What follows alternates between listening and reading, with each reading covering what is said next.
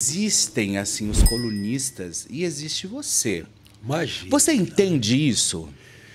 Você sabe que eu não paro para pensar nisso. Todo dia, eu faço do colunismo um sacerdócio. Eu trabalho que nem um louco, escrevo coluna de domingo a domingo, desde que eu me coloquei nesse campo. O que você não sabe, eu sou um cara antigo, das antigas. Não é? Sou. Eu, quando estava estudando, meus pais falaram assim, você tem que ser médico, engenheiro ou advogado, que era do tempo. Que era aquele perfil. Inclusive tinha o tal do científico, chegava no segundo ano do científico, você tinha que se decidir entre humanas e exatas. E eu não sabia nem para onde eu ia, para onde ir. Mas eu gostava do jornalismo. E tinha um exame que eles faziam para descobrir qual a profissão que a gente tinha que seguir. E eu fiz esse exame e deu jornalismo. Uau! Mas eu entrei na faculdade de engenharia e fui me formar engenheiro. Só que no meio desse caminho, eu entrei no jornalismo, entendeu? Que legal, Flavinho. Eu entrei da faculdade ainda, eu passei a trabalhar com jornalismo, não era ainda obrigatório a faculdade, depois passou a ser, agora Sim. não é mais. Mas eu comecei a trabalhar e fui trabalhar com rádio, porque eu gostava muito de esporte, como eu gosto até hoje. E fui buscar um lugar, uma brecha na Radiodifusora Guarulhos. Peguei um amigo meu, fui lá, chego lá, encontrei o diretor de esportes, Oswaldo Tassi, falecido, saudoso. Não, você vai trabalhar comigo e tal. E passei a trabalhar na rádio. O Hermano Henning era o narrador e eu o repórter de campo. Maravilhoso. E aí eu fui para o jornalismo e tal. Meu cunhado, Orlando Duarte, que foi também um respeitado comentarista esportivo, me apresentou ao Ferreira Neto. O Ferreira Neto, ele ele foi diretor-geral da TV Excelsior. Ele já era da política, o Ferreira Neto? Não. Ele era um jornalista, foi diretor-geral da TV Excelsior quando a TV Excelsior fechou. Ele estava trabalhando quando chegou lá a Polícia Federal, encerrando as atividades. Foi ele que retirou o cristal do transmissor e ela saiu do ar.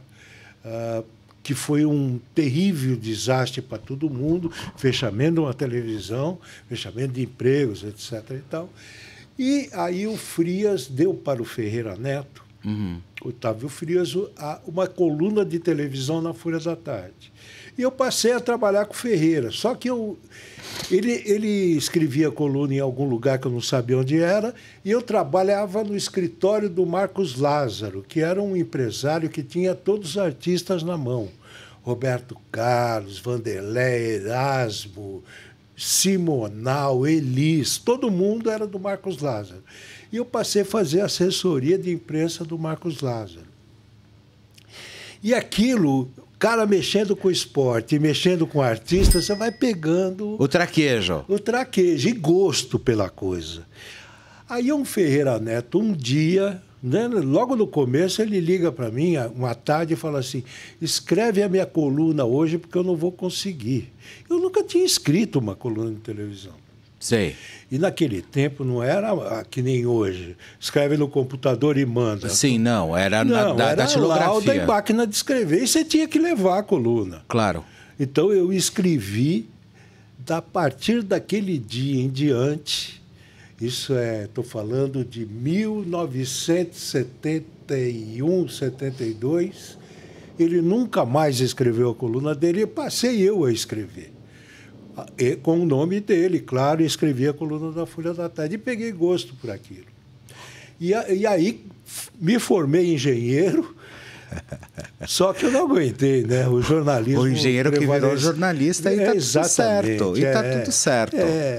E, Flavinho, você, por exemplo, você hoje navega muito bem, né? Principalmente nesse digital, enfim. Você percebeu muita diferença do jornalismo de entretenimento, de colunismo de celebridade, do que você fazia para hoje? Vou te falar, é bom você perguntar disso para mim.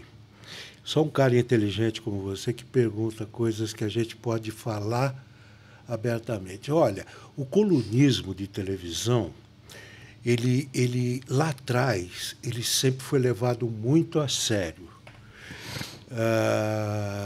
Raros eram aqueles que falavam da vida dos outros. Tinham as revistas semanais, Amiga, etc. e tal, que se dedicavam a falar dos outros. Foi lá que o Imperial inventou aquela história da cenoura. Lembra? Foi um negócio desagradável. Até a cenoura que foi com o ator com o... aí é que está me faltando o nome dele. Eu vou lembrar. É um cara bacana, um cara sensacional. Foi namorado... Mário o quê? Mário. Mário. Eu vou lembrar já. É Mário. O cara bacana que recentemente estava vendendo... hambúrguer na praia. Sabe, foi namorado da Beth Faria... Cara bacana, mas o Imperial, ele não conchava com o Daniel Filho, que perdeu a Beth Faria para esse rapaz, inventou a história da cenoura. E aquilo, para ser desmentido, foi um negócio desagradável. Mário Gomes. E é o meu nome, eu tenho Gomes no nome, olha como eu esqueço. E eu esqueço uma coisa dessa. Mas não tem cenoura. Nunca tive. Não, nem ele, coitado. Nem ele. Mas aí, você falou da imprensa. Eram poucos, mas tinham. Mas é uma coisa com responsabilidade. Apesar do Imperial ter feito isso, havia muito respeito. O que eu observei, quando eu comecei a fazer coluna no digital, no UOL, que foi a primeira coluna de televisão... Canal 1. Canal 1, no UOL... lá não foi Canal 1, foi Flávio Rico mesmo, mas eu sentia a diferença. O cara que sempre escreveu no escrito e passa a escrever numa internet, a resposta é imediata. Aquilo que você escrevia, que demorava 24 horas para alguém responder, porque tinha que responder por carta, já tinha o e-mail nessa época, mas demorava sempre um pouco. Na internet passa a ser imediato. A tua responsabilidade dobra. Claro. E claro que eu senti a diferença. Mas o que eu noto de diferença daquele tempo para agora é que as pessoas dão notícias, muitas vezes por ouvir falar e sem checar. Às vezes falando da vida de pessoas, às vezes falando da vida de empresas, o que é lamentável, entendeu?